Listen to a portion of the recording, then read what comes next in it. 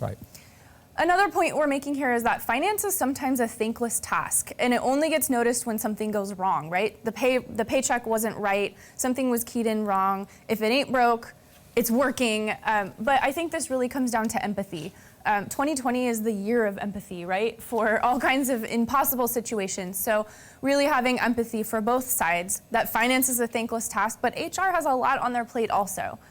And there we say again, it's a lot of juggling priorities at the same time.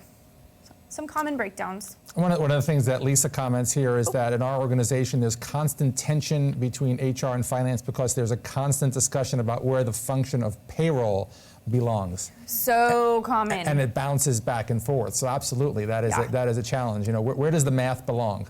I just did a workshop for a client on this a few weeks ago about balancing HR between payroll, between finance and HR, because there's this tug-o-war between, okay, well, there's a compliance side to payroll, you know, a maternity leave and making sure that someone is checking the boxes, or an overtime and making sure that compliance happens, commission payments, benefit changes, and then routing that back over to accounting, and this constant like blame game of who made the mistake, when really the commonality is we're all trying to serve our most important asset, which is our people, and serve them from a human capital perspective. They're your clients, right? And so pulling on that common thread instead of having a tug-of-war. Right, and the other thing is there's technology solutions that are put out there to try to mitigate all that and put it all together. But again, there's a technology solution. Who owns the technology solution? Is it finance or is it HR? So it's definitely building those bridges and creating those partnerships within your own organization are incredibly important.